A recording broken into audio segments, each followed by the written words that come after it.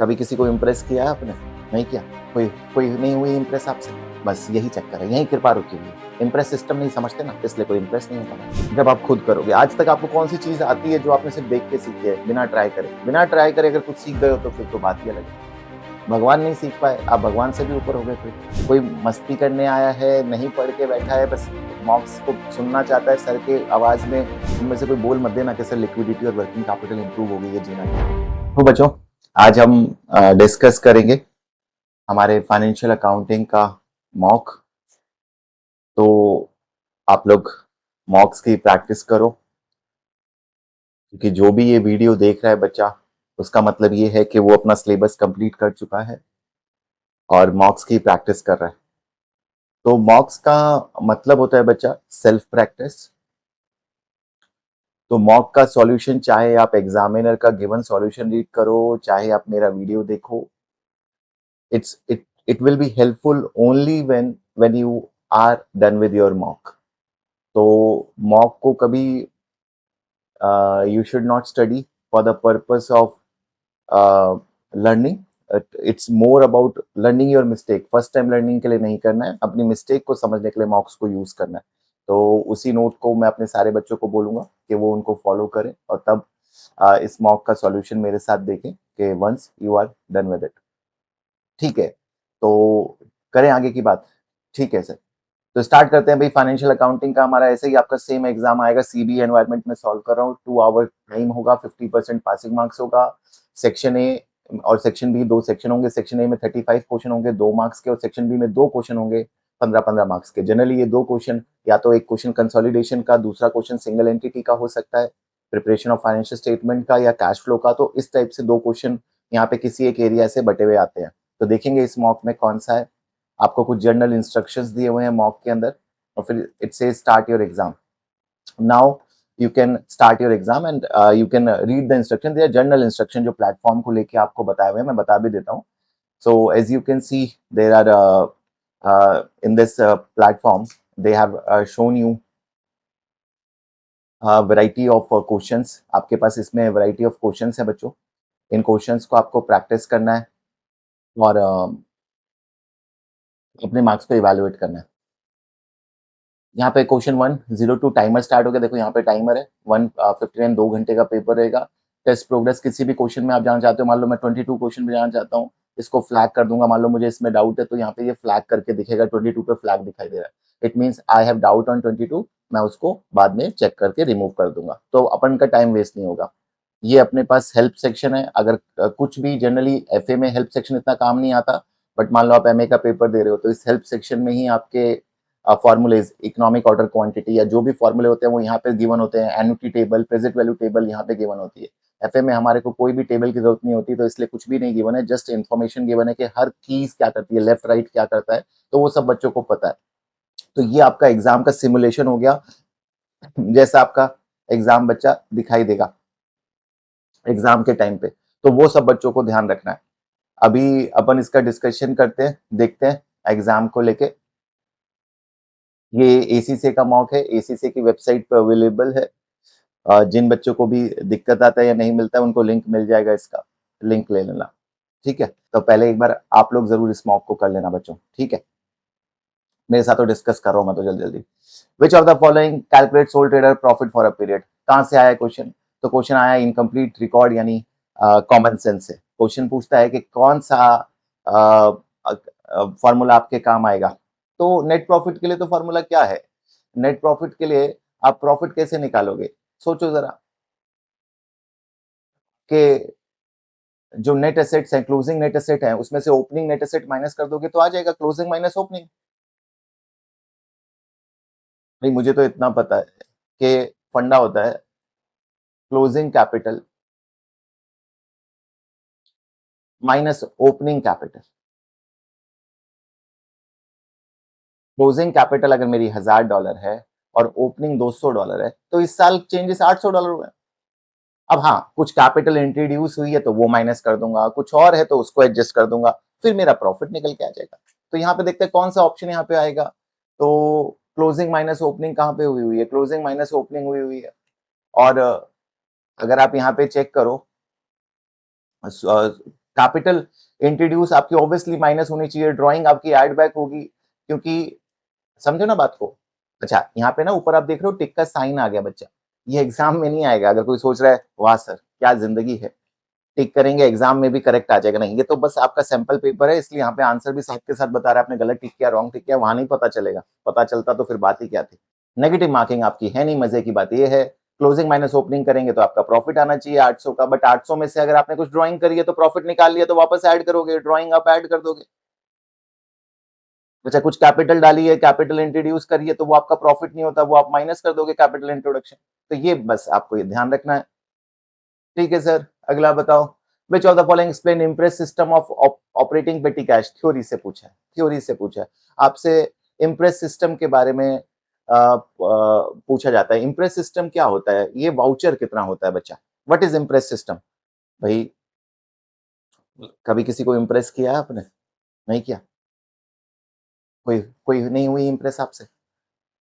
बस यही चक्कर है, यही कृपा रुकी हुई है। इम्प्रेस सिस्टम नहीं समझते ना, इसलिए कोई इम्प्रेस नहीं हो पा रहा है। इम्प्रेस सिस्टम क्या है, अपने आप को वापस मेंटेन करना। जैसे ही इम्प्रेस कब कर पाते हो भाई, जैसे ही आपको लगे कि यार थोड़े से डाउन हो रहे हैं, अपने आप को वापस मेंटेन करना, एनर्जी को रिफिल करना, करने का सिस्टम है। पानी का वाटर बॉटल है, जैसे ही उसमें ग्लास में पानी कम होने लगा वाटर बॉटल में, वापस उसको रिफिल कर देना। तो वही इम्प्रेस सिस्टम है, खर्चा जैसे ही कम होगा उसको हम रिफिल कर देंगे। तो क्या आंसर हो जाएगा मेरे दोस्त? Weekly expenditure cannot exceed set amount. Exact amount of expenditure. Exact amount of expenditure is reimbursed at interval to maintain at a fixed float. अपन को exact expenditure, the exact amount of expenditure is reimbursed. Reimbursed का मतलब वापस डाल देना at interval, एक fixed interval पे, to maintain a fixed float. Float को maintain रखना। फ्लोट का मतलब यहाँ पे क्या है, अमाउंट को, पैसे को मेंटेन रखना। तो regular equal amount of cash transfer नहीं होता है, एग्जैक्ट अमाउंट ऑफ एक्सपेंडिचर, जितना आपने एक्सपेंडिचर किया है एग्जैक्ट उतना ही रिइंबर्स होगा। अमाउंट ऑफ एक्सपेंडिचर, जितना पानी पिया उतना डालोगे ना, बोतल में पानी बाहर चला जाएगा, मैंने पानी थोड़ा सा पिया है, पानी आप डाल रहे हो आधा आधा हर बार, तो गड़बड़ हो जाएगी। तो वो इम्प्रेस सिस्टम नहीं है, फिर इम्प्रेस नहीं होगा सामने वाला, फिर तो डिप्रेस हो जाएगा। वही जिंदगी की कहानी फिर अपनी चलती रहेगी, जो अपन को नहीं चलानी। समझे सर की बात? नहीं समझे? समझ जाओगे बेटा, वक्त सब कुछ समझा देता है। ये तो फिर भी ऐसे है, थ्योरी पे थ्योरी। एक तो थ्योरी अटैक इतना है ना यार अपने ऊपर, इतना प्रैक्टिकल पढ़ते हैं, फिर वो कंसेप्चुअल टेस्टिंग करता है। Which of the following statement true about, again theory, limited liability company, capital structure की थ्योरी है ये, कोई भी बच्चा क्रैक कर सकता है। The company exposure to debt and liabilities limited, okay. The financial statement must be produced, okay. A company continue to exist regardless of owner. बताओ, बताओ, इतना इतना इतने खतरनाक खतरनाक क्वेश्चन। अरे डेट एंड लाइबिलिटी की लिमिटेड थोड़ी है, लिमिटेड लाइबिलिटी कंपनी का मतलब क्या, उसकी डेट की ऑब्लिगेशन लिमिटेड होती है। Company exposure to debt and liabilities limited, no, company की लाइबिलिटी तो अनलिमिटेड है। शेयर होल्डर्स की लाइबिलिटी लिमिटेड होती है। लिमिटेड में जो ओनर है उनकी लाइबिलिटी लिमिटेड है, कंपनी की लाइबिलिटी कभी लिमिटेड नहीं है बच्चा, कंपनी की लाइबिलिटी तो अनलिमिटेड है। हाँ, फाइनेंशियल स्टेटमेंट बनाने पड़ेंगे, 2 और 3 करेक्ट आंसर हो गया। प्रैक्टिकल क्वेश्चन आपसे पूछ लिया है। अब देखो यहाँ पे ध्यान रखो, आपको यहाँ पे टाइप करना पड़ेगा आंसर को, ये ऐसे नहीं होगा। Here you have to type it out the answer. और आंसर भी हमारे को वैसे गिवन है, यहाँ पे मैं आपको दिखा देता हूँ इसका भी क्या है। Which figure should appear in any statement of profit loss. तो पीएनएल में फिगर बताना है कि कितना पीएनएल में जाएगा, कौन से एरिया का। Annie is a sole trader who does not keep, तो अगेन कॉमन सेंस का इनकम्प्लीट रिकॉर्ड का क्वेश्चन के ट्रेडर पूरे रिकॉर्ड नहीं रखता है। Following details are relate to her transaction with credit customer and supplier for the year 30 June 2016। Trade receivable, trade payable, cash received, discount, contra, trade receivable, trade payable दिया हुआ है। तो दोस्त मेरे, यहाँ पे आप स्टेटमेंट बना के करना पड़ेगा आपको। पेमेंट आपको payment for cash and credit purchase कितना किया है, 302। प्रायर परचेज कितना है, 60,000 का। तो cash paid for current year purchase निकल गया। टोटल परचेज निकालना है ना, हमने टोटल परचेज कितना किया। Unpaid current year trade payable, discount received directed 29, contra directed 2000, remaining current year credit purchase 88, total purchase 33160। ये आपका तरीका हो गया। अगर इस तरीके से नहीं समझ आता है बच्चा, तो आम जिंदगी तो है ही हमारे पास। जिस बच्चे को भी स्टेटमेंट के तरीके से नहीं समझ आता, सर नहीं पल्ले पड़ा, तो क्या करें और कैसे आपको दिल में बचाएं। ट्रेड रिसीवेबल, रिसीवेबल का मतलब है नहीं अभी हमारे को। पेबल कितना है, 60,000 ओपनिंग, क्लोजिंग भाई लाइबिलिटी का बैलेंस हमेशा कहाँ जाएगा, यहाँ पे ओपनिंग 60,000 यहाँ चला जाएगा। सर क्लोजिंग कहाँ जाएगा, क्लोजिंग मेरे दोस्त आपका आ गया 84,000 का यहाँ पे। सर जी बिल्कुल 84,000 यहाँ पे और ओपनिंग 60 वहां पे। और क्या कहानी है, तो cash paid to supplier, supplier को हमने पेमेंट करी 3,02,800। ठीक है सर, 3,02,800 की पेमेंट करी। डिस्काउंट रिसीव्ड, अच्छा डिस्काउंट मिला है तो डिस्काउंट रिसीव्ड भी यहीं आएगा। हमें डिस्काउंट मिला है, हमने दिया नहीं है, तो ये भी पेबल से आया होगा 2960 का। अरे लेजर जिसको नहीं आता फिर उसे क्या ही आता है अकाउंट्स में भाई। कॉन्ट्रा, कॉन्ट्रा जिसको नहीं पता कॉन्ट्रा क्या है, सेटल करना, आपसे मैं सेटल कर लेना रिसीवेबल पेबल को, ना तुमसे पैसा लूं फिर मैं तुम्हें दूं, तो मैं सेटल ही ना कर लूं, बेटर नहीं है। 2000, तो क्या हमारी परचेज निकल के नहीं आ जाएगी बैलेंसिंग फिगर, भाई चेक कर लो। 3,02,800, कुछ मिस आउट हुआ है तो देख लेंगे अभी। 84,000 माइनस 60,000, तो हमारा आंसर 331,760 ही आ रहा है। बताओ क्या बात है, पहली बारी में ठीक आंसर आ गया, पास हो जाऊंगा लगता है मैं तो पेपर में। 331,760, यहाँ पे अपन टाइप कर देंगे 331,760, आ गया। तो what amount should be recognise in trade payable general ledger account at year end. Again कहता है कि कितना अमाउंट रिकॉर्ड किया जाए, कहता है कि opening balance trade payable general ledger account 3 during the year he made credit purchase return of goods made payment.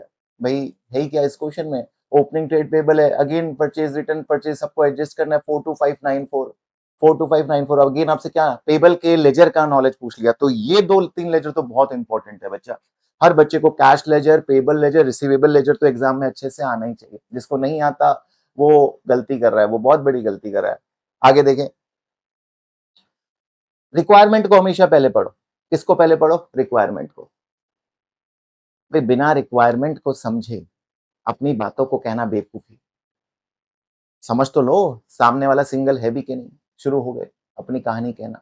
वो चाहता क्या है, उसकी रिक्वायरमेंट क्या है, यू आर हिज और हर टाइप और नॉट, समझते ही नहीं हो, मामला शुरू कर देते हो, मामला शुरू हो जाता है तुम्हारा। For these item what total figure should be included in company statement of financial position 31 दिसंबर 2015। कहता है इनमें से कौन से आइटम फाइनेंशियल स्टेटमेंट में आएंगे और कौन से नहीं आएंगे, ये हमारे से पूछा जा रहा है यहाँ पे। ठीक है, कोई मुश्किलात नहीं है कि हम इसको करने में हमें कोई दिक्कत आएगी। On 1st Jan 2000, company made a loan of 12,000 to employee, repayable on 1st Jan 2016। ये क्या चक्कर है, अपने एक लोन है जो पे होने वाला है, ये लोन आपका पे होने वाला है with in 1 year. Company made a loan, अच्छा लोन एम्प्लॉय से मिलने वाला है, हमने लोन दिया है, देखो देखो देखो, हमने लोन दिया है 12,000 का एम्प्लॉय को 1st Jan को, charging 2% per year, on due date she repaid the loan and paid whole interest. तो ठीक है, लोन और ये करंट एसेट में आएगा, इंटरेस्ट भी इसका। The company paid annual insurance premium 9,015 covering 12 month to 31st, ये भी करंट एसेट में आएगा। आपने एडवांस में प्रीपेड जो दे दिया, आपने अगले साल अगस्त तक का दे दिया, आपका ईयर एंड 31 दिसंबर 15 को हो जाता है, तो जितना भी एडवांस दिया वो प्रीपेड करंट एसेट बन जाएगा। In January 16 company receive rent from tenant 4,000 covering 6 month to 31 दिसंबर 15, आपको अगले साल रेंट मिला जो ड्यू इस साल हो गया था।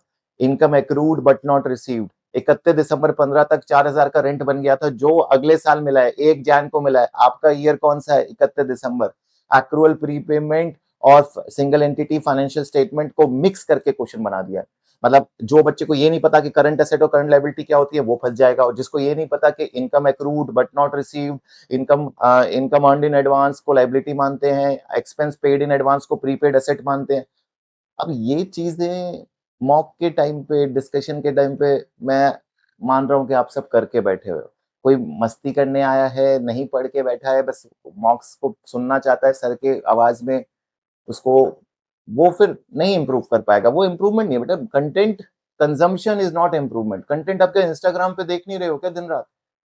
क्या उससे आप डांस करना सीख जाते हो डांसर को देख देख के? देखने से कौन सीखा है? इंग्लिश वाले को बोलते हुए 10 रील आती हैं, डांसर डांस दिखाता रहेगा, आप नहीं सीखोगे। इंग्लिश वाला इंग्लिश के आपको सिनेरियो बता देगा, नहीं सीखा रहेगा। मोटिवेशनल कंटेंट नहीं सीखोगे। सीखोगे क्या? जब आप खुद करोगे। आज तक आपको कौन सी चीज आती है जो आपने सिर्फ देख के सीखी है, बिना ट्राई करे? बिना ट्राई करे अगर कुछ सीख गए हो तो फिर तो बात ही अलग है। भगवान नहीं सीख पाए, आप भगवान से भी ऊपर हो गए फिर। समझे नहीं? चलो, तो इन कैलकुलेशन में ज़्यादा टाइम खराब नहीं कर रहा हूँ, कैलकुलेशन खुद के लेवल पे कर लो। और सारा का सारा करंट असेट है, 22640 ये हमारा आंसर हो जाएगा। अगले क्वेश्चन पे चलते हैं। A company statement of profit loss showed a profit for the year. It was later found 18,000 paid for purchase of motor vehicle and debited to motor vehicle expenses. Company pursued depreciate 25% in straight line basis full year charge. तो क्या है, depreciation को भी test कर लिया, IAS 16 भी test कर लिया और साथ साथ ये भी टेस्ट कर लिया कि रेक्टिफिकेशन। तो आपने एक खर्चा दिखा दिया, जो मोटर व्हीकल आपने खरीदी थी एक्सपेंस कर दिया, एक्सपेंस टू कैश कर दिया, सेट टू कैश होना चाहिए था। ठीक कर लो इसको। क्या है, ड्राफ्ट प्रॉफिट आपने 83,600 का दिखाया, इसमें ऐड बैक कर दो मशीन का। ये डेप्रिसिएशन खर्चा दिखा के माइनस किया हुआ है, खर्चा है नहीं, बढ़ा दो प्रॉफिट को। बट जो डेप्रिसिएशन है वो तो एक्सपेंस है, माइनस कर दोगे डेप्रिसिएशन। 97,100 हमारा इसका भी आंसर आ जाएगा। 97,100 कर लेना, ठीक है। अभी मकसद बच्चे ये नहीं है कि बैठ के अपन इन क्वेश्चंस को बस सॉल्व करें, आपको समझा रहा हूं कि कहां गलती कर रहे हो, कहां फंसे हो। कंसेप्ट देने का मकसद है, स्पून फीडिंग का मकसद नहीं है बच्चों आपको आपके साथ। उसका कोई फायदा नहीं होना। ईसीसी का पेपर में सेम क्वेश्चन उठ के भी नहीं आना, अगर सोचो। फिर तो क्वेश्चन ही करा देते, बात खत्म हो जाती, पढ़ाते ही नहीं। फिर तो इतना डेप्थ में पढ़ाते नहीं, कंसेप्चुअल क्लैरिटी देता ही नहीं आप लोगों को। बट अगर कंसेप्चुअल क्लैरिटी मिली है, दिल लगा है इस कोर्स के साथ, मजा आया है पढ़ के, लगा है कि सर ने कुछ ऐसा पढ़ाया है जो हमने कभी नहीं पढ़ा पहले, हमें लगता है कि ये चीजें वैल्यू एडिशन क्रिएट करी है, तो उसको अप्लाई करो, फील प्राउड फील करो। बस कंटेंट कंज्यूम करते रह जाओगे तो आप में और दीवाने में कोई हाल नहीं रहेगा। काश कहते रह जाओगे। काश नहीं कहना, अपन को कह देना है। कहने की हिम्मत कब आएगी? जब स्किल होंगी। It will not be out of your league. ये पेपर आपके लीग के बाहर नहीं, फिर लीग के अंदर आ जाएगा। और लाने के लिए थोड़ी मेहनत तो करनी पड़ेगी भाई, वरना हर कोई पा लेता उनको जिनको आ, आप पाना चाहते हो। कौन नहीं पास करना चाहता इस पेपर को? ठीक है सर, बात तो सही है। और क्या कहानी है सर? तो देखो ये क्वेश्चन, रेशियो एनालिसिस का क्वेश्चन, ये तो और बुरा हाल है बच्चों। रेशियो में तो पता नहीं क्यों बच्चों के दिल ही नहीं लगते। ऐसा क्या डर लगता है रेशियो से?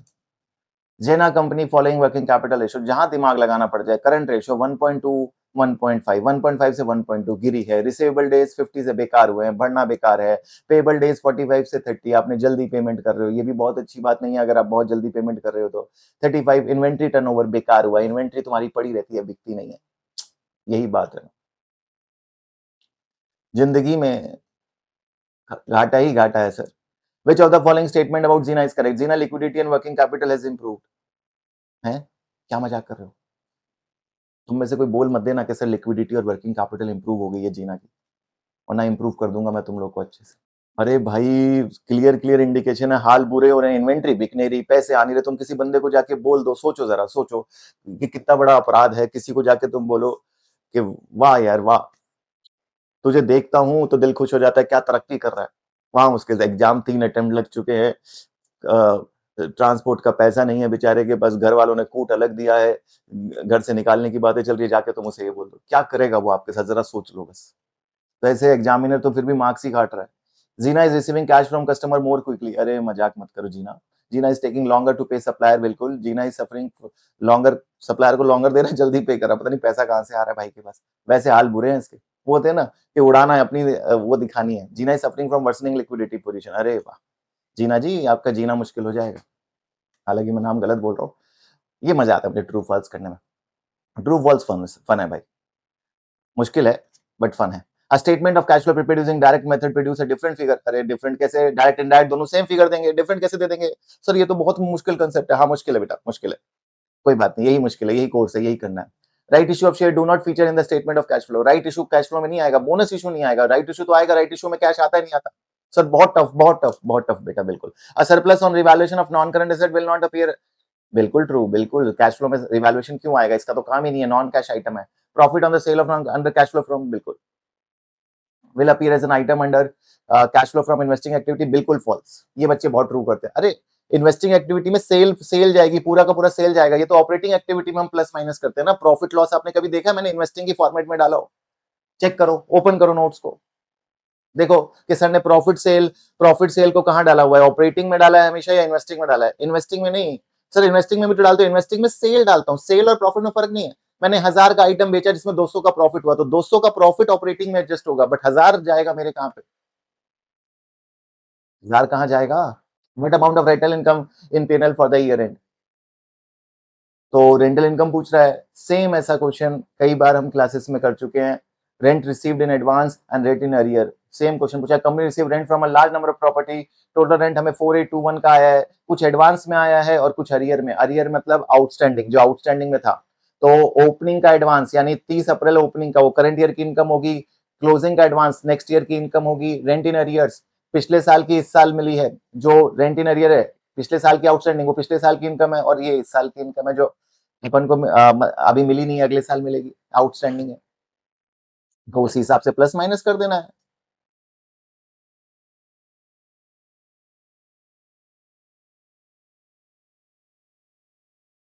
देखो ना, पिछले साल की इनकम माइनस कर दी, डेफर्ड इनकम अगले साल की इनकम माइनस कर दी, इस साल की इनकम प्लस कर दी, इस साल की इनकम प्लस कर दी। आंसर कितना आ गया? 475900। जो इतना सा देखो, कंसेप्ट देखो, फंडा नहीं, रट्टा नहीं। स्पेसिफिक सर इसी में बताओ, इस पे क्या बताऊं मैं तुम्हें?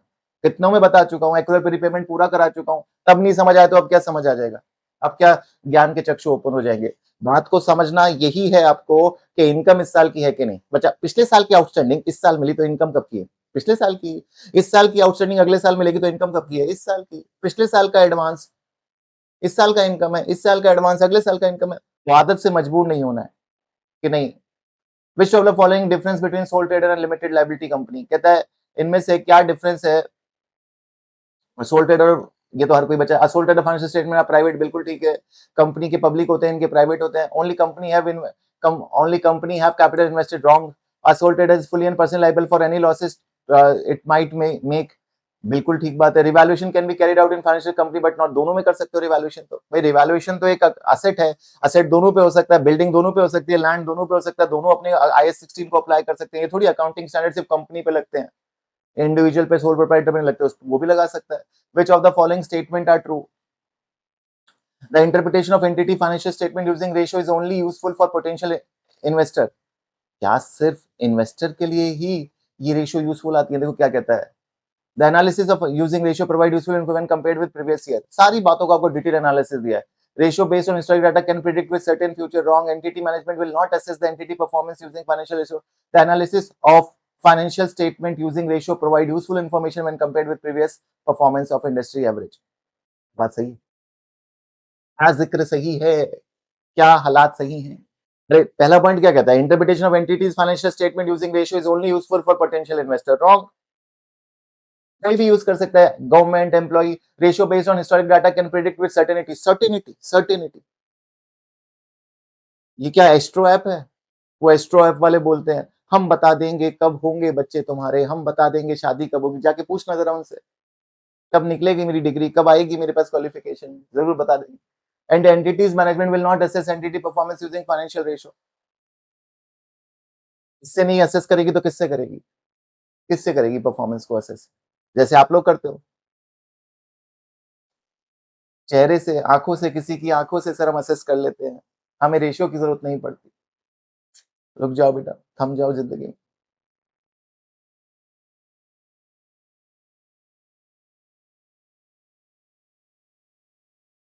देखो इस क्वेश्चन को देखो जल्दी से, क्या कहता है, कहानी क्या कहता है ये आपसे। तो बच्चों इसमें कह रहा है आपसे company general ledger account for historical cost motor vehicle, आपको बैलेंस दिया हुआ है, ओपनिंग बैलेंस, कॉस्ट पे एडिशन दिए, कॉस्ट पे है, याद रखना कॉस्ट पे बनाया मोटर व्हीकल का अकाउंट, कैरिंग वैल्यू पे नहीं है। डिस्पोजल है, What is the opening balance in general account for historical cost of motor vehicle? So what is the opening balance in general ledger account for historical cost of motor vehicle? देखो कैसे solve किया है. As stated, this balance is carry forward.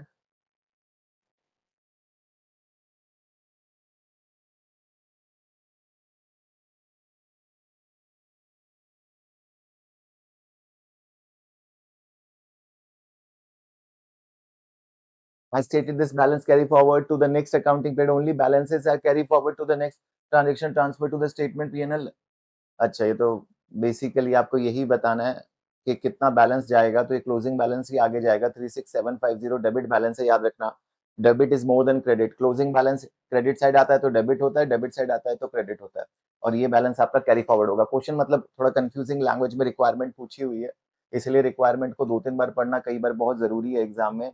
कहता है opening balance क्या होगा, तो opening balance तो गिवन है, बच्चा 35,800 टिक कर देगा, बट 35,800 का तो ऑप्शन ही नहीं है. तो ओपनिंग बैलेंस क्या होगा, जो पिछले साल का क्लोजिंग बैलेंस है वो ओपनिंग बैलेंस होगा. which two of the following statement discloses, तो कहता है uh, which of the following item must be disclosed in notes to financial statement. A list of intangible must are purchased or developed in the period. तो भाई ये तो आपको बताना चाहिए, नहीं बताना चाहिए कि क्या क्या इंटैंजिबल एसेट्स आपने खरीदे या नहीं खरीदे हैं. सोचो.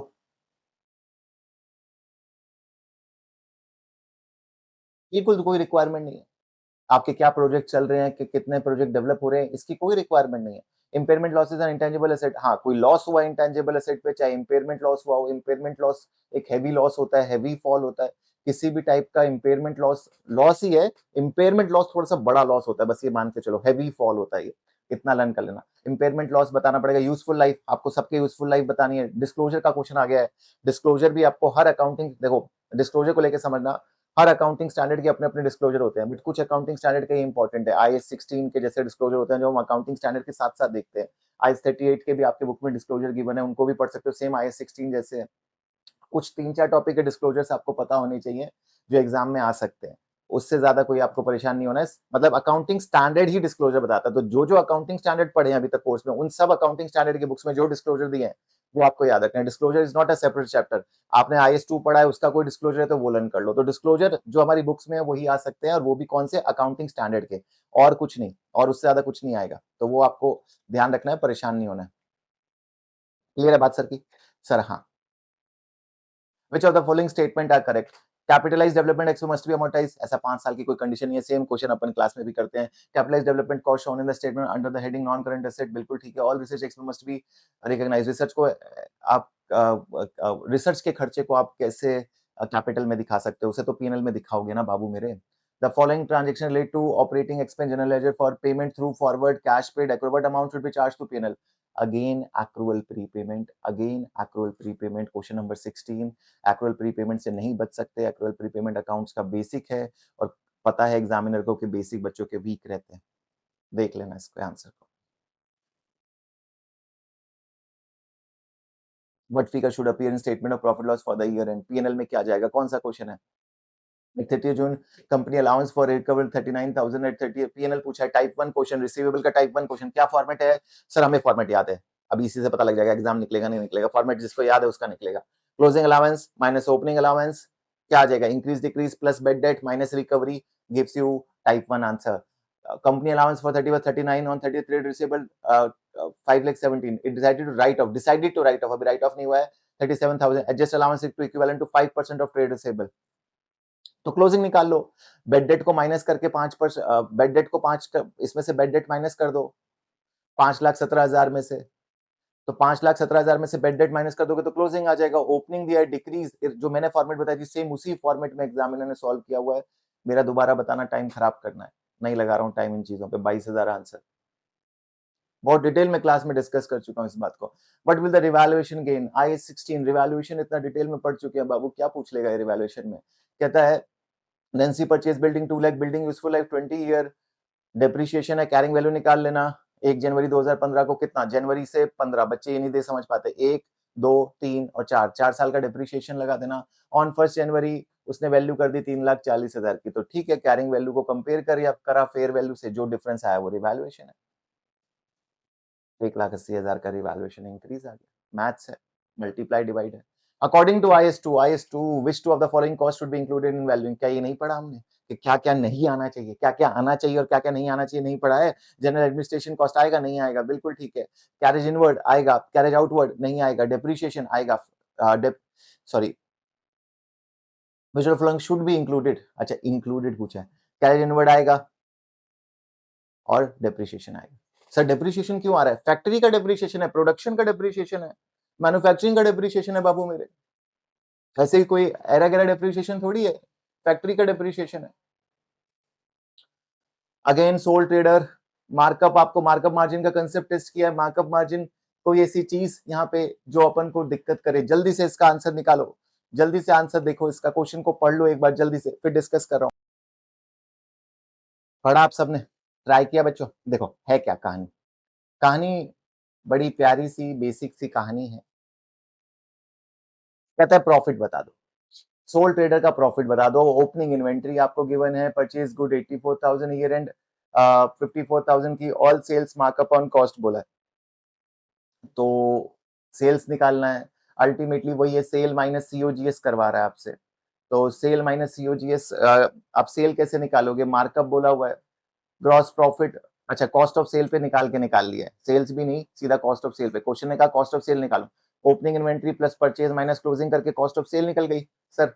अच्छा मेरे को कैलकुलेशन मिल गई है तो फिर तो मैं ही बता देता हूँ। अगर 85,300 की कॉस्ट ऑफ सेल है और मार्कअप बोला है, मार्कअप मार्कअप की क्वेश्चन क्या होती है? 100 प्लस 20 120। अब ये मत बोलना सर क्या बता रहे हो आप, 20/100 कर लेंगे इसका, 20 तो प्रॉफिट नहीं आ जाएगा 8500 का, कितना आ रहा है 2500 करके 17,060, मार्कअप बोला है ना, और ये कॉस्ट ही तो गिवन है मुझे, कॉस्ट को कॉस्ट से डिवाइड कर लेंगे। विच of the companies capital structure, आपसे राइट इशू पूछा है, फिर कंपनी ने बोनस इशू किया है, क्या ये भी सिमिलर सा क्वेश्चन है जो हम लोग करते हैं? बिल्कुल सेम टू सेम क्वेश्चन आप लोग करते हैं, राइट इशू हुआ है फिर बोनस इशू हुआ है, तो वहां पे बच्चे जो गलती करते हैं वही गलती आप लोग एग्जाम में मत करना। यहाँ पे देखो,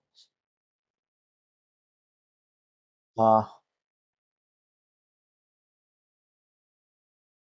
ओपनिंग बैलेंस दोनों का दिया है 125 1 लाख, ठीक है। अब राइट इशू हुआ है, तो राइट इशू में क्या है, सब कुछ मल्टीप्लाई कर दोगे, exchange ratio into number of share into right price, सारी चीजें आप मल्टीप्लाई कर दोगे, तो आपका निकल के आ जाएगा शेयर कैपिटल में कितना जाएगा, जैसे आप कोई इशू करते हो शेयर प्रीमियम में। उसके बाद बोनस इशू में थोड़ा कैच है, ध्यान रखना, दोनों को ऐड करके बोनस इशू की फ्रैक्शन एक्सचेंज रेशो मल्टीप्लाई करना। बच्चा कई बार सिर्फ ओपनिंग बैलेंस पे बोनस इशू की फ्रैक्शन लगा देता है, वो गलती करता है, बोनस इशू की फ्रैक्शन दोनों पे ऐड करके निकलेगी मेरा बेटा, ओपनिंग प्लस राइट। ओपनिंग अब क्योंकि शेयर बढ़ गए हैं ना, घर में 100 लोग थे, 10 और आ गए तो 110 हो गए, 110 को आप आइसक्रीम खिलाओगे, बोनस दोगे, फ्री का माल जो दे रहे हो वो 110 को दोगे ना कि 100 को, तो दोनों को इंक्रीज होने पे फिर आएगा क्लोजिंग बैलेंस। बाकी ये नॉमिनल वैल्यू पे होगा बोनस इशू, कंसेप्ट याद नहीं है तो कैपिटल स्ट्रक्चर फाइनेंस कॉस्ट का क्लास देखो, याद आ जाएगा। इसमें मेरा बताने के लिए कुछ है नहीं बाबू, क्या बताएं किताबों को जो पढ़ चुके हैं already. Which of the following will present in SOCI, SOCI में क्या आएगा? अमोर्टाइजेशन नहीं आता है, सरप्लस रिवैल्यूएशन का आता है सोकी में, और टोटल कॉम्प्रिहेंसिव इनकम आती है सोकी में, तो क्या आ जाएगा? 1 and 3, 1 and 3। डेप्रीशिएशन चार्ज, कितना डेप्रीशिएशन चार्ज लगेगा? अगेन IS16 की टेस्टिंग, डेप्रीशिएशन को निकालना है। क्या क्या पूछ रहे हैं यार ये,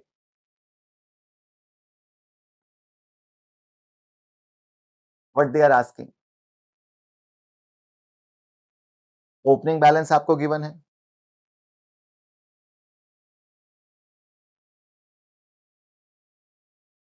disposal, addition, cost prorated for addition and disposal, depreciation charge आपका निकल के आ गया 55,000 का।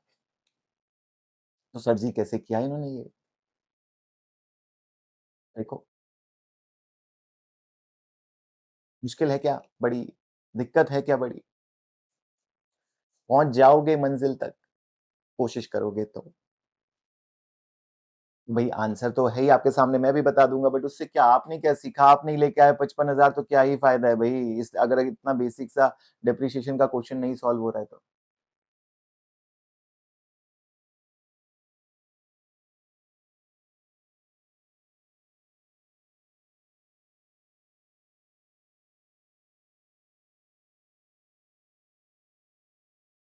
भाई बैलेंस आपका 240 है, कैश परचेज 160 का, डिस्पोजल अकाउंट में 60, सब कुछ कॉस्ट में डाला है 340।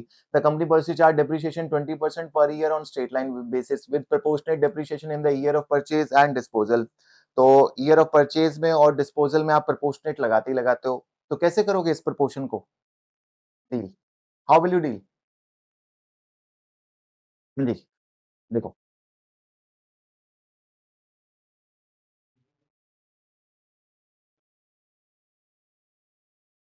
Should be the depreciation charge, तो 20% लगेगा आपका, 20% per year on straight line basis with proportionate.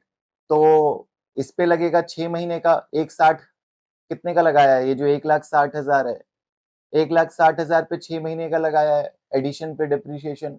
और डिस्पोजल पे आपका डिप्रिसिएशन जो डिस्पोजल पे है वो कितने का है, डिस्पोज कब कर दिया आपने,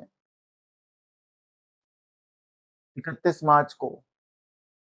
तो 31 मार्च को अगर आपने डिस्पोज कर दिया है तो आपका 31 मार्च को डिप्रिसिएशन सिर्फ 3 महीने का लगेगा। भाई जनवरी फरवरी मार्च सिर्फ 3 महीने का डिप्रिसिएशन इसके ऊपर लगना है, और 240 यानी एसएलएम मेथड से इस पे पूरा का पूरा डिप्रिसिएशन लगेगा आपका। तो आपका आंसर कितना आ गया, इसको सॉल्व भी कर लेते हैं यार, इन्होंने बुक्स ने थोड़ा सा अलग तरीके से किया हुआ इसलिए आपको हो सकता है कंफ्यूजन है। 240 मैं ही सॉल्व कर देता हूँ। 2,40,000, 20% फिक्स रहेगा इसका 48,000। 20% इस पे आएगा 48,000 का डिप्रिसिएशन। अगर पूरे साल का ले, 240 पे अगर मैं लूंगा तो पूरे साल का लूंगा, और 160 पे 6 महीने का डिप्रिसिएशन लेंगे हम, तो 1,60,000, 20% इंटू 3/12, इंटू 3/12,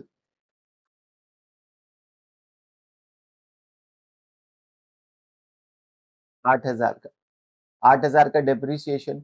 और जो असेट बेच दिया, ट्रांसफर कितने असेट कर दिए, 60,000।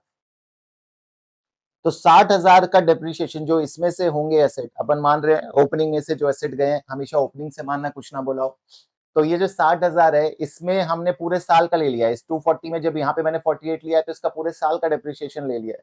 बट इसमें से हम पूरे साल का नहीं लेंगे, 20% इंटू 9/12, 3 महीने का डिप्रिसिएशन ही लेंगे। तो इसका डिप्रिसिएशन मैं हटा देता हूँ 60,000, क्योंकि रिमूव होगी ना ये बच्चा, 3 महीने ही रहेगी, तो 3 महीने ही तो आपको आपने यूज करी इसको, तो ये 9,000 का डिप्रिसिएशन नहीं लगेगा। आंसर कितना आ रहा है, 47,000 के आसपास इसका आंसर आ रहा है। 20% जो हमने निकाला है, देखो एक बार, 48,000 प्लस 8,000 माइनस 9,000, हमारा कैलकुलेशन में कुछ गड़बड़ किया है हमने, 2,40,000 का कितना लिया, 20%। ठीक है, 2,40,000 का 20%। ओहो, ये गलती कर दी, 3 महीने, ठीक है बच्चा, करेक्ट है, 6/12, 1,60,000 इंटू 20% इंटू 12, 16,000। तो सर 16,000 का ये आ गया। अब ऐड कर लो, 48 प्लस 16 माइनस 9, 55। अब ठीक है, कंसेप्ट पॉइंट क्या था, कंसेप्ट पॉइंट ये गलती नहीं है, ये तो गलतियां तो होंगी जिंदगी में, प्रैक्टिस नहीं करेंगे तो सिली मिस्टेक होंगी होंगी। बट सबसे ज्यादा ये बात ध्यान रखनी है कि 2,40,000 में आपने पूरे साल का 60,000 का पूरे साल का डिप्रिसिएशन ले लिया, बट 60,000 का सिर्फ 3 महीने का लेना, तो 9 महीने का हटाना पड़ेगा। अलग तरीके से भी कर सकते हो, बट मैंने आपको बुक के तरीके से भी कर सकते हो, मैंने अपने तरीके से बता दिया। आंसर कितना आ जाएगा, 55,000 आ जाएगा। रिटर्न ऑन कैपिटल एम्प्लॉयड निकालना है, तो भाई इसमें तो मैं क्या ही बताऊं, फॉर्मूला है operating profit. Return on capital employed का फॉर्मूला क्या होता है, ऑपरेटिंग प्रॉफिट, ध्यान रखना ऑपरेटिंग प्रॉफिट। आईएफआरएस 18 अब क्या बोलता है, ऑपरेटिंग प्रॉफिट। ये वर्ड क्या यूज करता है, profit before interest and tax नहीं बोलता, ऑपरेटिंग प्रॉफिट बोलता है। और नीचे क्या आ जाएगी, कैपिटल एम्प्लॉयड। निकाल लोगे, निकाल लेंगे sir. In each of the following statement about sales tax true. Sales tax is recorded as income in the accounts of entities selling the goods. False. Income और एक्सपेंस तो कहीं रिकॉर्ड ही नहीं होता, वो या तो लाइबिलिटी या एसेट होता है. Sales tax expense to the ultimate consumer of good purchase when ultimate consumer is not registered for sales tax. Obviously if you are not registered for sale tax, ultimate liability आप ही की आएगी. जो registered नहीं है उसको beer करना होता है. अल्टीमेटली सेल्स टैक्स का सारा बर्डन, जीएसटी का सारा बर्डन कौन बियर करता है, बिजनेस या हम लोग. तुम किसी रेस्टोरेंट में खाना खा रहे हो तो जीएसटी रेस्टोरेंट बियर कर रहा है या हम बियर कर रहे हैं? अरे हमारे बिल में हम पे कर रहे हैं. जाओ मूवी देख के आओ, आपको पता लग जाएगा. देखो, कंसेप्ट सीखने के लिए सर मूवी देखने की बात कर रहे हैं, इससे बढ़िया बात क्या हो सकती है. Which table identify whether general will appear on debit and credit side? Sales क्या है हमारी, क्रेडिट है. ध्यान समझ लो. परचेज रिटर्न, परचेज रिटर्न को क्या बोला है, परचेज रिटर्न को डेबिट क्यों, अच्छा sorry, purchase return credit. Sales return purchases, ठीक है. देखिए देखो, which of the following is the correct accounting treatment for the claim in financial statement for the year end. कहता है IS 37 की टेस्टिंग करूंगा, मुझे बताओ इसमें से करेक्ट अकाउंटिंग ट्रीटमेंट क्लेम की क्या होगी. पढ़ो जल्दी से क्वेश्चन को, रीड कर लो.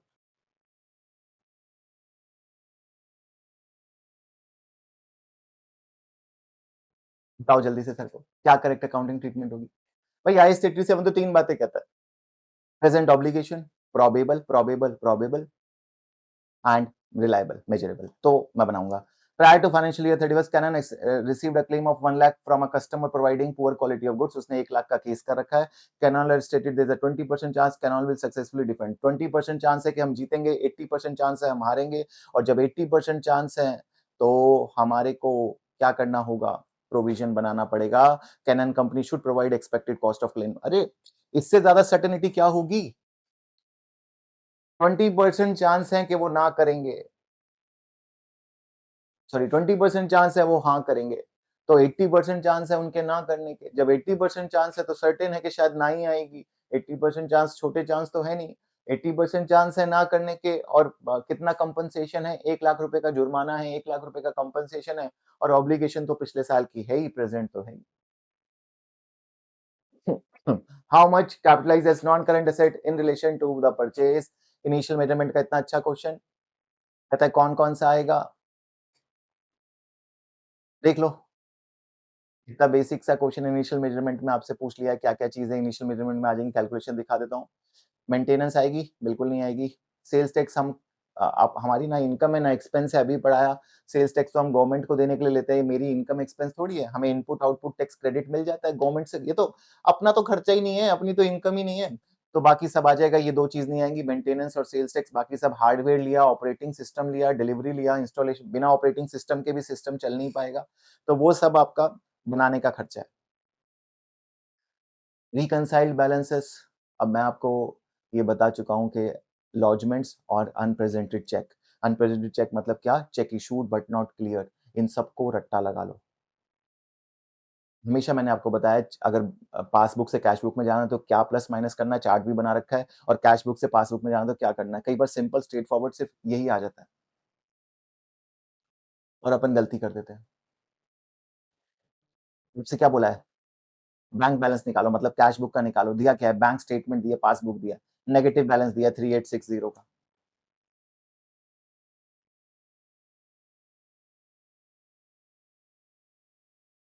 3860 का पासबुक के अकॉर्डिंग, पासबुक से कैश बुक पे जाना है. क्या ही दिक्कत है भाई. अनप्रेजेंटेड चेक का क्या होना है, अनप्रेजेंटेड चेक का मतलब क्या है, आपने चेक इशू कर दिए,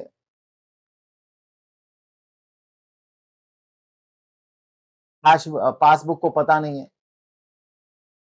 भाई you have issued cheque, but passbook को ये बात पता है, नहीं पता, नहीं पता. तो पासबुक को क्या होना पड़ेगा, माइनस होना पड़ेगा. इसमें और माइनस कर दोगे, माइनस 9160. और आउटस्टैंडिंग जब ये माइनस हो रहा है तो वो ऑब्वियसली उल्टा ही होगा, कभी सेम तो हो ही नहीं सकता. चेक भी करने की जरूरत नहीं है, लॉजिक भी बताने की जरूरत नहीं है. 16690 प्लस होगा, जो भी आंसर आ जाएगा चेक कर लो, प्लस 3670. फेथफुल रिप्रेजेंटेशन अकाउंट्स का बेसिक कंसेप्ट पूछ लिया कि इन दोनों में से कौन सी बातें फेथफुल रिप्रेजेंटेशन को रिप्रेजेंट करती हैं। अच्छा क्वेश्चन है, this one is a good question. तो अगर आपको याद हो तो मैं हमेशा कंसेप्चुअल फ्रेमवर्क में इस पॉइंट को इंपॉर्टेंट बोलता हूँ कि कंसेप्चुअल फ्रेमवर्क में अगर कुछ पढ़ने को है तो यही पढ़ने को है कि दो तरीके की करेक्टरिस्टिक होती है, क्वालिटेटिव एंड क्वांटिटेटिव।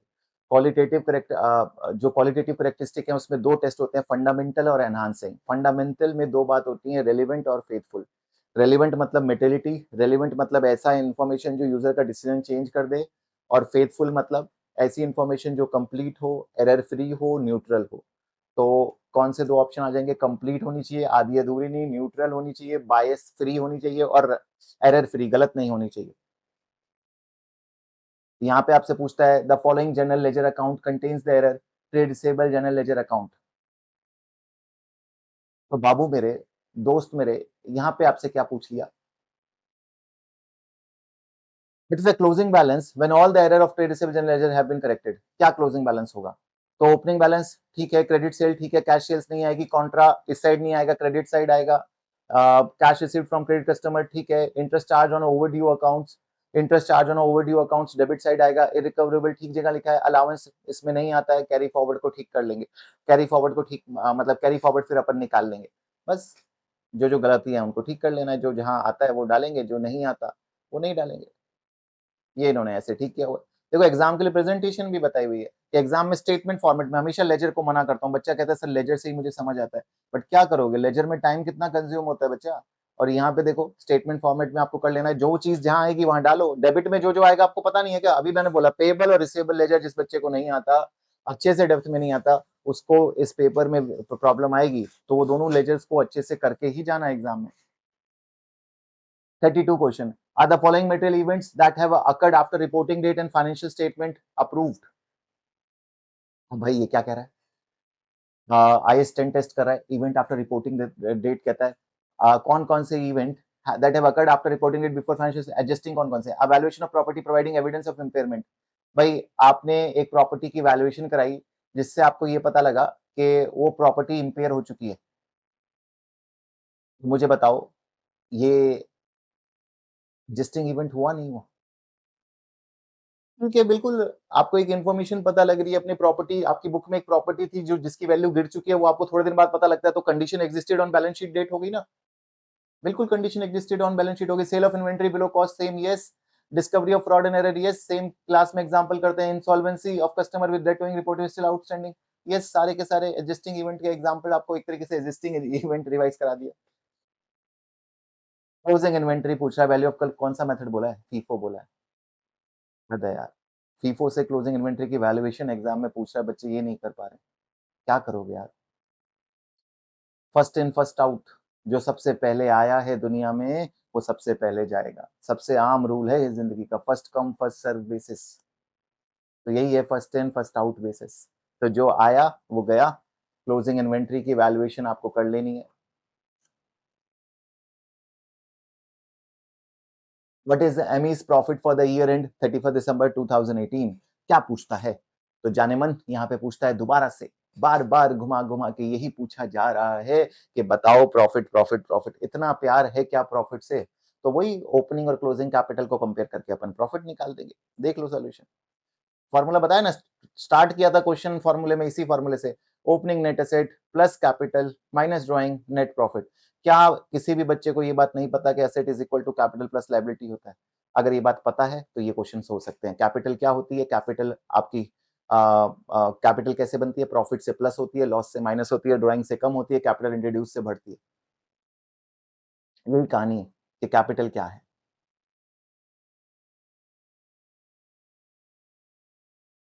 कर पाओगे अगर उस बात को ध्यान रखो, क्या है कैपिटल।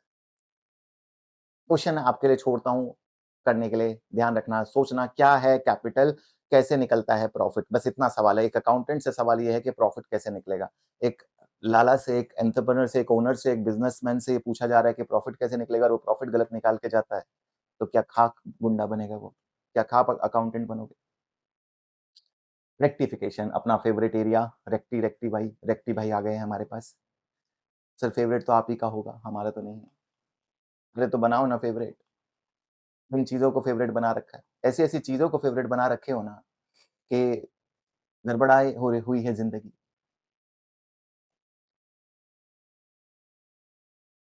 क्या कहता है? TCL has produced trial balance for the year end. A suspense account was included. Amount 4193 credit. अच्छा, सस्पेंस का क्रेडिट बैलेंस दिया हुआ। ये थोड़ा डिटेल में डिस्कस कर लें आपसे हैं।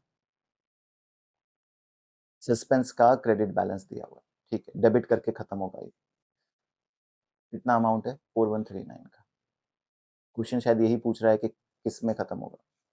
Which of the following could result in suspense account being which of the following could have resulted in the suspense account being required? देखो मैंने क्या बोला खत्म, बट चाहिए क्या कि इससे किस वजह से ये सस्पेंस आया होगा। A payment of 439 wages being recorded in the wage account. तो पेमेंट ऑफ 4139, अब यहाँ पे जब आप बात करते हो कि एक आपने वेज पेमेंट करी है, ये तो सस्पेंस को ओपन ही नहीं करेगा। ये कौन सा एरर है? ये सस्पेंस को ओपन करने वाला एरर थोड़ी है। रॉन्ग अकाउंट में है, वेज आपने किसी और अकाउंट में वेज में डाल दिया, एक पेमेंट को वेज डाल दिया, आपने एंट्री क्या करी? डेबिट वेज क्रेडिट बैंक, तो ये तो नहीं होगा। दूसरा क्या कहता है? ओमिशन ऑफ सेल इनवॉइस, ये भी नहीं हो सकता। ओमिशन से भी सस्पेंस नहीं आ सकता। सेकंड या थर्ड में से आंसर होगा। A manual journal entry for prepaid rent expense for was correctly recognized against expense, but corresponding entry created suspense. तो यहाँ पे आपने क्या कर दिया? एक एक रेंट का खर्चा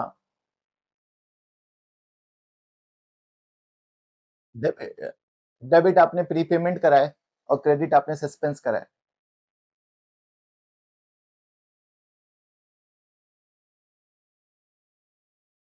ये वाला आंसर होगा नहीं होगा? जल्दी से बताओ। Manual journal entry for accrued motor expense 4139 was correctly recognized in expense, but corresponding entry created suspense account.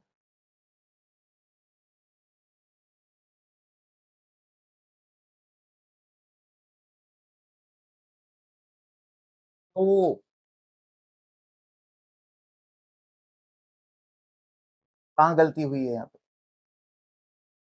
Manual journal entry for accrued motor expense. अच्छा, एक्रूड मोटर एक्सपेंस की एंट्री क्या होती? Expense to outstanding expense. इन्होंने expense को debit कर दिया, suspense को credit कर दिया। बिल्कुल ठीक आंसर है। एंट्री क्या होनी चाहिए थी इसकी? Debit expense credit accrual. तो आपने एक्सपेंस तो डेबिट ठीक किया, इसको नहीं किया, सस्पेंस ओपन हो जाएगा। ये किया ही नहीं। बट ये बी एंट्री देखना, a manual journal entry for prepaid rent expense was correctly recognised against expense, but corresponding entry created to suspense account. ये एंट्री मुझे कोई समझा सकता है, इसका क्या मतलब है? A manual journal entry for prepaid rent expense account of 4139 was correctly recognized against expense.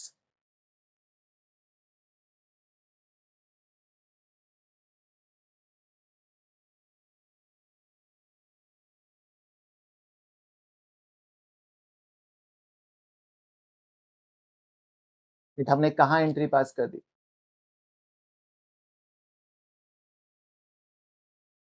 Nigel produced a trial balance for the year. Suspense was included in the amount 4139 credit, और 4139 क्रेडिट इस third वाली entry से तो आपका बनेगा ही बनेगा। बाद में आपने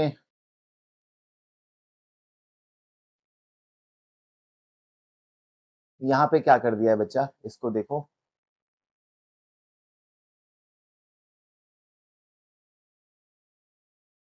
आपने आप एंट्री क्या करते हो? Debit rent 10,000, credit cash 10,000। फिर जब आपको प्रीपेमेंट का पता लगता है तो आप डेबिट प्रीपेड क्रेडिट एक्सपेंस करते हो, क्रेडिट रेंट करते हो। मान लो इस 10,000 में से मैंने 2,000 प्रीपेड कर दिए। थोड़ा इंपॉर्टेंट पॉइंट है, ध्यान से समझना। मैंने डेबिट करा रेंट 10,000, मैं प्रीपेमेंट की एंट्री सिखा रहा हूँ। प्रीपेमेंट की एंट्री कई बच्चे प्रीपेमेंट टू कैश पढ़ते हैं, रियल में वो नहीं होती, रेंट टू कैश होती है। फिर जितना प्रीपेमेंट है उसको अलग से दिखाया जाता है। अब ये कहता है कि मैंने क्रेडिट तो ठीक करा बट डेबिट ठीक नहीं किया, तो गलती डेबिट में सस्पेंस ओपन होगा। हमने प्रीपेड को डेबिट नहीं किया, प्रीपेड को डेबिट नहीं किया, तो सस्पेंस डेबिट साइड ओपन होगा, ना कि क्रेडिट साइड। इसलिए आंसर गलत है, वरना पहली नजर में ये ठीक लगता है। भाई आप देखो, एंट्री आप प्रीपेड टू कैश करोगे तब तो इसका आंसर ही नहीं आएगा, एक्सपेंस हिट ही नहीं हो रहा दोनों ही एंट्री में, ना प्रीपेड में ना कैश में, क्योंकि एक्सपेंस है ही नहीं। बट ये कह रहा है एक्सपेंस को हमने ठीक किया, तो एक्सपेंस कब हिट होगा, जब ये वाली एंट्री बनाओगे, रेंट को अलग और प्रीपेड को अलग। रेंट को 10 से रेंट टू कैश करोगे, फिर प्रीपेड टू रेंट करोगे, तब ये एंट्री बच्चा मेरा बाबू हिट होगा। समझ आई ना बात सर? नहीं, मैंने खर्चा किया 10,000 का, ईयर एंड पे जाके मुझे पता लगा 10 में से 2 प्रीपेड है, तो मैं क्या करूंगा, रेंट टू कैश पूरा मान लिया, फिर मैं क्या करूंगा, prepaid to rent. Rent to cash पूरा मान लिया, फिर मैं क्या करूंगा, प्रीपेड टू रेंट। तो ये आपका बच्चा कौन सा एरिया था, सेक्शन। ये आपका सेक्शन ए का डिस्कशन। अपन ने फास्ट फास्ट जल्दी से सेक्शन ए का डिस्कशन देख लिया। होपफुली मेरे सारे बच्चों को सेक्शन ए समझ आ गया, कैसा कैसा आया पेपर में, क्या क्या चीजों का ध्यान रखना है, किन किन जगह पे वीक पढ़ रहे हैं, कंसेप्चुअल क्वेश्चन कैसे। हालांकि it is not a representation of exam, mock है ये, कुछ भी आ सकता है, कोई भी एरिया मोर इंपॉर्टेंट हो सकता है, जिसमें देखो आपको देखो मेजर कंसोलिडेशन और छोटे मोटे बड़े एरिया से ज्यादा क्वेश्चन थे नहीं, रेशियो से ज्यादा क्वेश्चन थे नहीं। सेक्शन बी में ज्यादा बोलबाला है, कंसोलिडेशन पे पूरा का पूरा सेक्शन बी में यहाँ पे क्वेश्चन डाला हुआ है। बट इसका मतलब ये नहीं है कि एग्जाम में आपको जो फोकस रखना है वो सिर्फ कुछ पर्टिकुलर चैप्टर पर रखना है। ये एक अंदाजा दे रहा है कि क्या गलतियां हम कर रहे हैं, वो एग्जाम में हम गलती वो नहीं करेंगे। तो अब स्टार्ट करेंगे अपन लोग बच्चों सेक्शन बी को। बच्चों ये जो सेक्शन बी में है, देखें कैसा क्या दिया हुआ है। सेक्शन बी को लेके बात करें, कहता है दो कंपनी है, एक है कैशविक और दूसरी है डेरवेंट। तो हमारे पास बच्चा दो कंपनी अपन को गिवन है, कैशविक एंड डेरवेंट, तो ऑब्वियसली समझ आ रहा है कंसोलिडेशन का बेसिक सा पीएनएल का क्वेश्चन है, दोनों का पीएनएल दिया हुआ है। कैशविक 80% शेयर कैपिटल डेरविंग में होल्ड करती है 1 जून को, तो मीडियर एक्विजिशन नहीं है, पूरा का पूरा 1 साल है, ध्यान रखना मीडियर एक्विजिशन का चक्कर नहीं होना चाहिए, है तो उसमें भी ध्यान देना पड़ेगा।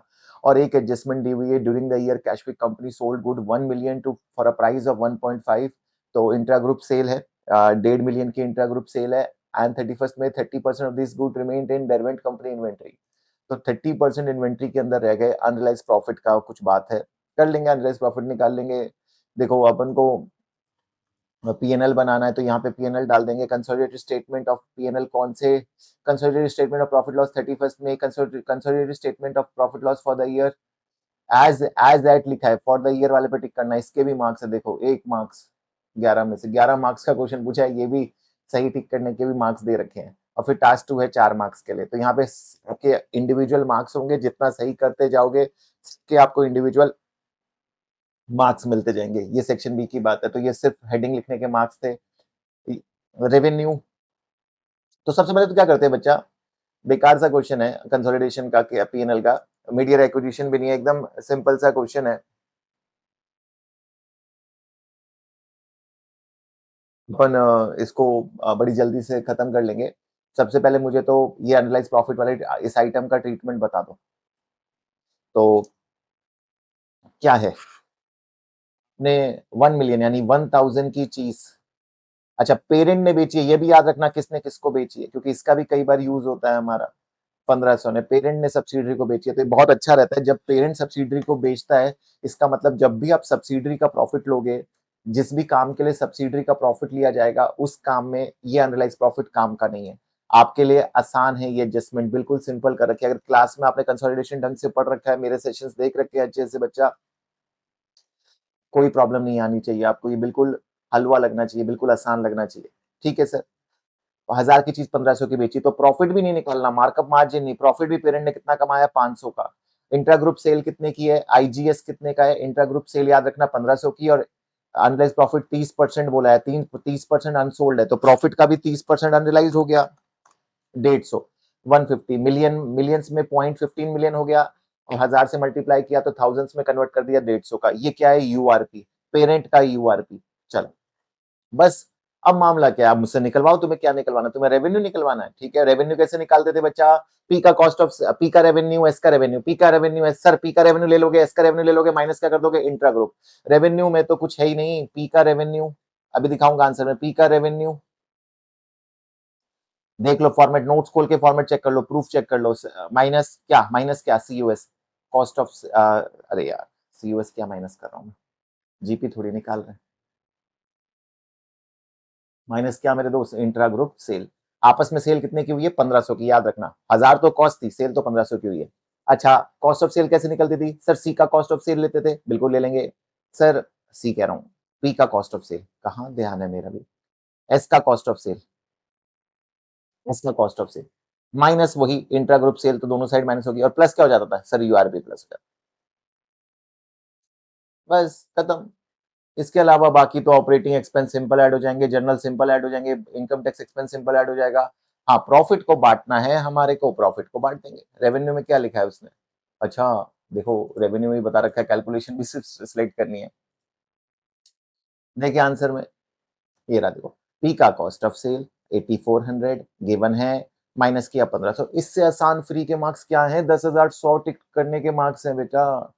ये नहीं करोगे तो कैसे चलेगा, 8400 क्या यही है ना, 84 प्लस 32 माइनस 1500, ये हो जाएगी आप। और क्या है, रेवेन्यू कॉस्ट ऑफ सेल में क्या, दोनों का प्लस कर लोगे, दोनों को प्लस करके माइनस कर दोगे कॉस्ट ऑफ सेल में।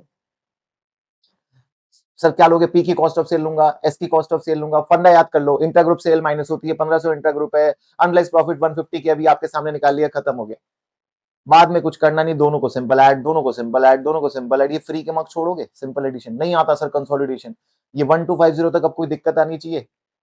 11 मार्क्स का क्वेश्चन और खत्म, सिर्फ पोस्टिंग पोस्टिंग पोस्टिंग और मामला खत्म। एकदम बेसिक कंसोलिडेशन का क्वेश्चन का नॉलेज टेस्ट किया है बस। हाँ, ये प्रॉफिट और एनसीआई का डिस्ट्रीब्यूशन में गलती मत करना, और हालांकि नहीं करोगे मुझे मालूम है, मैं क्योंकि जब पीएमएल कराता हूं तो यही गलती करवाता हूं बच्चों से, तो जब एग्जाम में आएगा तो गलत नहीं करेगा। तो जो गलती कर रहा है वो मेरा स्टूडेंट नहीं है फिर, भाई मुझसे नहीं पढ़ा है, मेरे ख्यालों में नहीं है, फिर मेरे से पढ़ने वाला एक गलती नहीं कर सकता कि ओनर्स का और एनसीआई के डिस्ट्रीब्यूशन में जो बच्चा मुझे बोलेगा कि सर 80-20, देखो परसेंटेज कितनी है, अमिताभ जी की 80, ऐश्वर्या जी की 20, और जो बच्चा बोलेगा कि सर हमने 1250 का 80-20 किया है, वो नालायक है फिर। अरे 1250 का नहीं करना है, सब्सिडरी का प्रॉफिट लेना है, सब्सिडरी का प्रॉफिट लेना, एनसीआई को, ऐश्वर्या को सिर्फ अभिषेक का शेयर मिलेगा, अमिताभ जी का नहीं। ये तो टोटल है, 1250 तो ग्रुप का है, ग्रुप का प्रॉफिट है भाई, तुम ग्रुप के प्रॉफिट में थोड़ी हिस्सा दे दोगे, 1250 तो ग्रुप का है। बात तो ठीक है सर, और ग्रुप के हिस्से में हिस्सा क्यों दे रहे हो भाई, बचा कौन, सब्सिडी का प्रॉफिट, सब्सिडी का प्रॉफिट सर कितना दिया है, सबका प्रॉफिट हमें बच्चा 400 दिया है।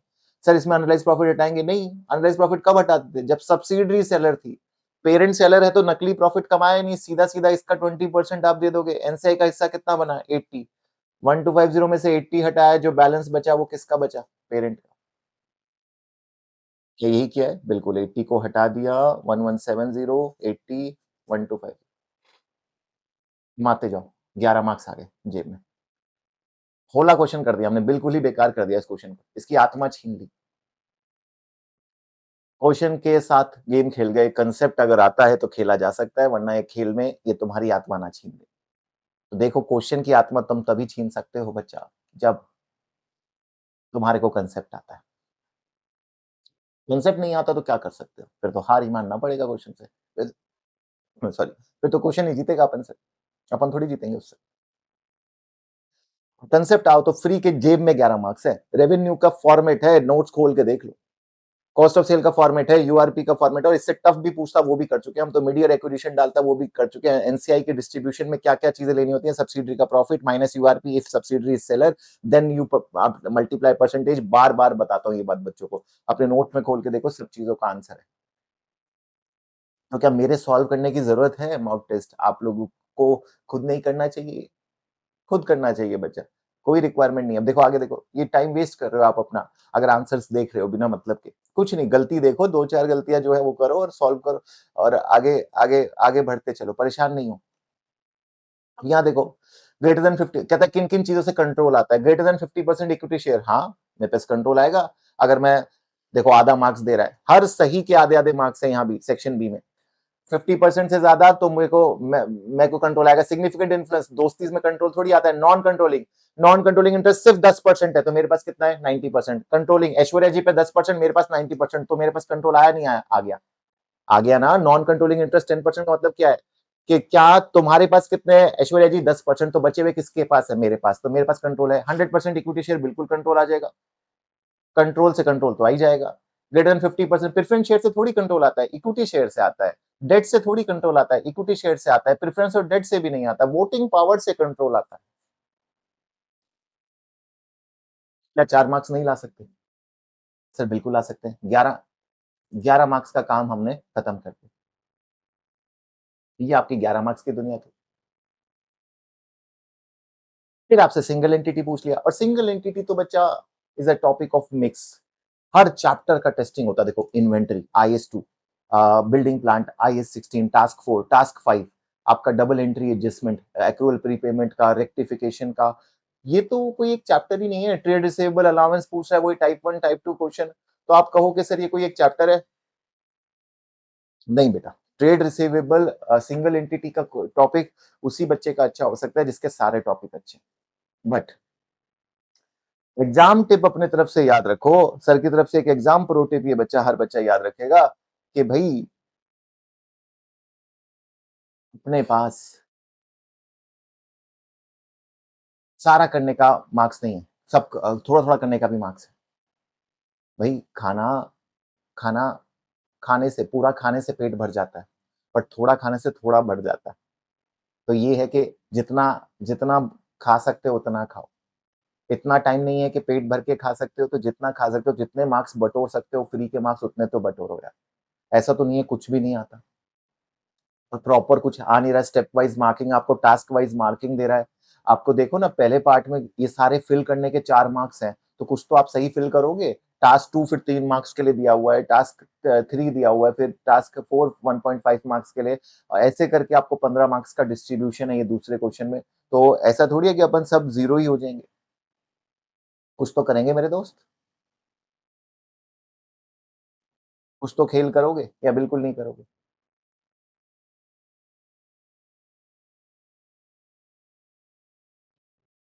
अगला अब क्वेश्चन पढ़ते हैं। Should each of the following amount should be figure to be reported on the financial statement? कहता है फाइनेंशियल स्टेटमेंट में जाएगी।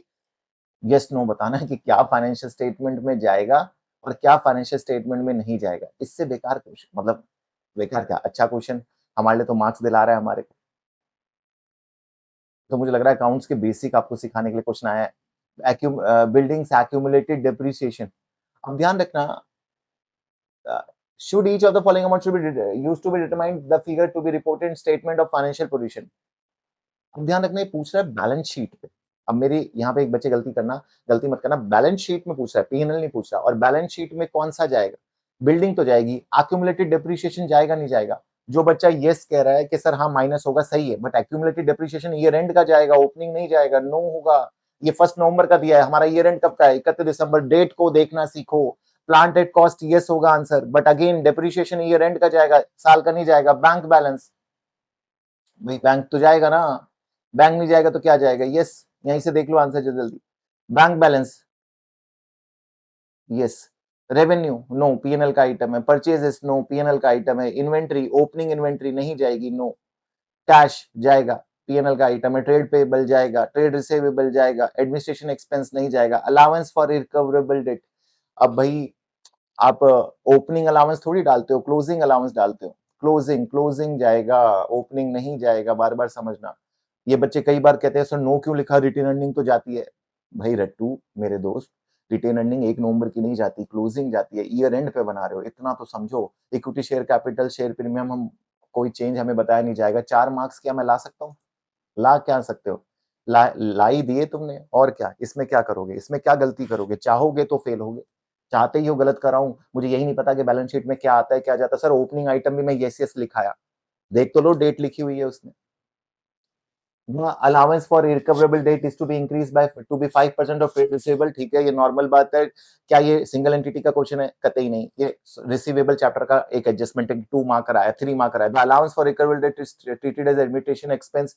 ठीक है, एडमिनिस्ट्रेशन एक्सपेंस मानना है, मतलब P&L में कहाँ शो करना है? एज एन एडमिनिस्ट्रेशन एक्सपेंस, कहीं भी शो करना हो, मुझे क्या मतलब जो आंसर हमारे को टाइप 1 में निकल के आता है, P&L में किस हेडिंग में दिखाना है? एडमिनिस्ट्रेशन की हेडिंग में दिखाना है। The year end general the year in general for allowance for recoverable debt is given below. Prepare double entry by selecting correct option for each row. तो the year in general for allowance for irrecoverability is given below, prepare double entry कहता है allowance की entry बतानी। मेरे दोस्त, allowance को जब तुम एडमिनिस्ट्रेशन एक्सपेंस में डालोगे और अलाउंस को एडमिनिस्ट्रेशन एक्सपेंस में जब डालोगे तो डेबिट किसको करोगे? क्या कहता है? एडमिनिस्ट्रेशन एक्सपेंस को आपको डेबिट करना है और अलाउंस का नेचर क्रेडिट होता है तो क्रेडिट करेंगे। रिसीवेबल को क्यों टच करेंगे? अभी लॉस थोड़ी हो गया, एक्चुअल थोड़ी हुआ है। और रेवेन्यू को क्यों टच करेंगे? अभी नुकसान थोड़ी हो गया है और रेवेन्यू को तो वैसे भी टच नहीं करेंगे। क्लोजिंग अलाउंस कहता है कि 5% से इंक्रीज करना है तो ये 5% से इंक्रीज करके क्लोजिंग अलाउंस कितना हो गया? इंक्रीज इन अलाउंस पूछा हमसे 6K, क्लोजिंग माइनस ओपनिंग, याद रखना closing minus opening. Simple simple direct 5% कर देना रिसीवेबल का, क्योंकि बेड डेट तो गिवन है नहीं। क्लोजिंग कैसे निकाला सर? रिसीवेबल का 5% करके क्लोजिंग निकाल लिया, क्योंकि क्लोजिंग अलाउंस कितना बोला है? रिसीवेबल का 5%, वो क्लोजिंग आ गया, ओपनिंग आ गया। तो आई होप मुझे बार बार बताने की जरूरत नहीं है, ये बातें सारे बच्चे कर लेंगे। हाँ सर, आगे क्या कहता है? छोटी सी बात, बस हो गया खत्म हो गया हमारा टास्क 3। क्या कहता है? Plant is depreciated 20% per annum using reducing balance method, मतलब कैरिंग वैल्यू पे बिटाई होगी। Building are depreciated at 5% per annum on original cost. SLM मतलब बराबर बराबर बराबर पीटेंगे। डेप्रिशिएशन को सबको कहां दिखाना है? कॉस्ट ऑफ सेल में। जहां क्वेश्चन बोले वहां दिखाओ। पिछली बार बोलता है बेड डेट को दिखाओ एडमिनिस्ट्रेशन में, डेप्रिशिएशन को दिखाओ कॉस्ट ऑफ सेल में, दिखा देंगे, क्योंकि बिजनेस का ऑपरेटिंग डेप्रिशिएशन है ना। The year end general building plan is given below using the information of prepare double entry और the correct option of each row. अरे, तुम मुझसे बोल रहे हो डेप्रिशिएशन की एंट्री, क्या मैं डेप्रिशिएशन की एंट्री नहीं पास कर पाऊंगा? एक्यूमुलेटेड डेप्रिशिएशन को क्रेडिट नहीं कर पाएंगे हम? हैं? इतना होला समझा है क्या? एडमिनिस्ट्रेशन एक्सपेंस को क्यों टच करूंगा? इसको डेबिट करूंगा जब कॉस्ट ऑफ सेल में डालना है तुम्हें। कॉस्ट को क्यों टच करेंगे? इसको हम एक्यूमुलेटेड क्या होती है? Depreciation to accumulated depreciation. इस बार डेबिट कर रहा हूं डेप्रिशिएशन को, बट डेप्रिशिएशन जाएगा कॉस्ट ऑफ सेल में, तो सीधा डेबिट किसको कर दूंगा? कॉस्ट ऑफ सेल को। सीधा डेबिट किसको कर देंगे? कॉस्ट ऑफ सेल को। बिल्कुल ठीक है। तो फिर डेप्रिशिएशन चार्ज, डेप्रिशिएशन निकालने के लिए बोल रहा है, भाई निकाल देना इतना तो यार। इतना कर लोगे? नहीं कर पाओगे खुद से। बिल्डिंग का डेप्रिशिएशन कैरिंग वैल्यू पे और कैरिंग वैल्यू पे तो प्लांट का लगेगा और इसका ओरिजिनल कॉस्ट पे लगेगा। देख लो यार, इसमें सर क्या बताएं। लास्टली आपसे क्या कहता है? Closing inventory counted 75, ignoring depreciation charge calculated earlier, what is the cost of sale for the year? तो कहता है डेप्रिशिएशन चार्ज को इग्नोर करके फिर कॉस्ट ऑफ सेल बताओ। तो अभी आपने जो डेप्रिशिएशन निकाला ये दोनों को इग्नोर कर दो, मान लो ये नहीं डाला, तब क्या कॉस्ट ऑफ सेल आएगा? और क्लोजिंग इन्वेंटरी की वैल्यू हमें 75,000 बताइए, तो क्या ही दिक्कत है? Opening plus purchase minus closing करोगे, सिंपल सी क्लोजिंग इन्वेंटरी। अरे तुमसे जब बोल ही दिया कि डेप्रिशिएशन का इंपैक्ट नहीं डालना, अगर डेप्रिशिएशन का इंपैक्ट बोला होता तो मैं डेप्रिशिएशन प्लस कर देता।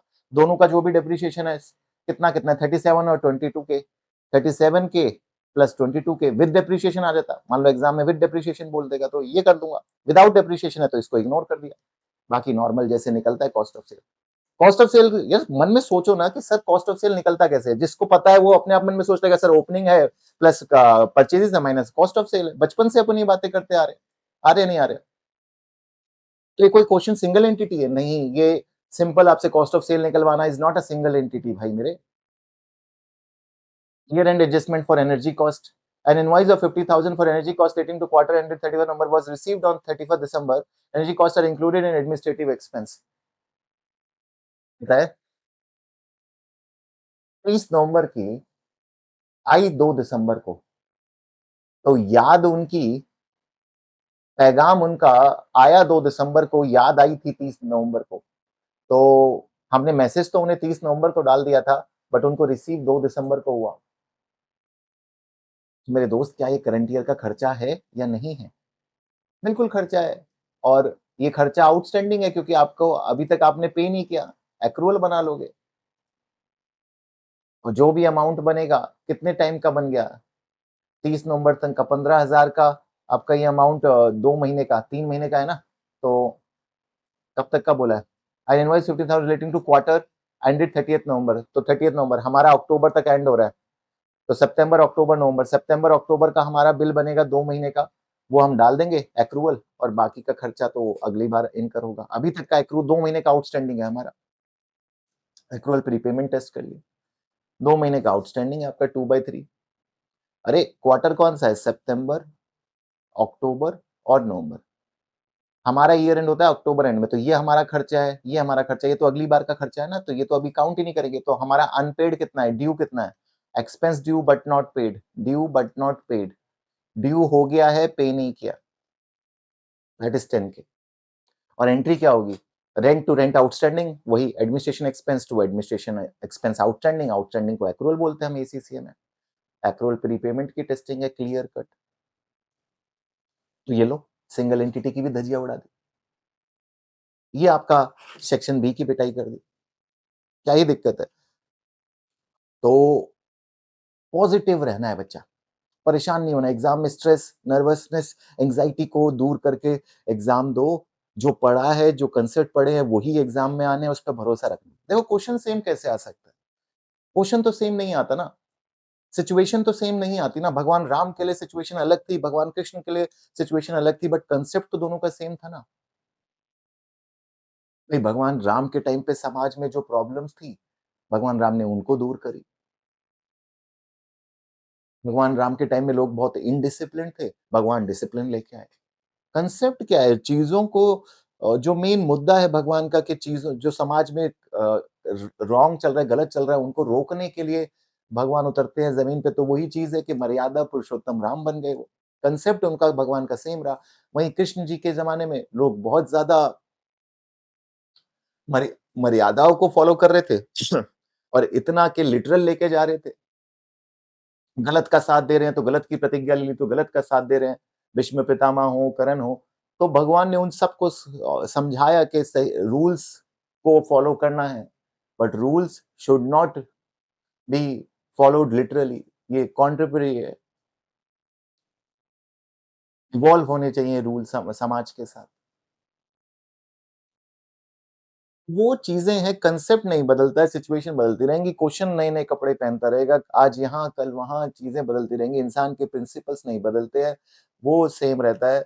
नजरिया आपको ध्यान रखना है, कंसेप्ट आपको ध्यान रखना है, और कंसेप्ट जो बच्चा ध्यान रखेगा वो इन एग्जाम्स में बहुत बढ़िया करके जाएगा। सिर्फ इसमें ही नहीं, सारे लेवल, हर लेवल पे बच्चों को पढ़ाता हूँ। इतने सालों से मैं पढ़ा रहा हूँ, बच्चे रैंकर्स आए हैं, अच्छे अच्छे जॉब में प्लेस्ड हैं, बट एक ही चीज बहुत इंपॉर्टेंट है, कंसेप्चुअल क्लैरिटी, कंसिस्टेंसी, ये ध्यान रखना है। तो ध्यान रखो, conceptual clarity, CPR, practice and revision, you will do your best. So end करता हूँ इसके साथ। Best wishes all of you for your exam. Take care, tata, bye bye.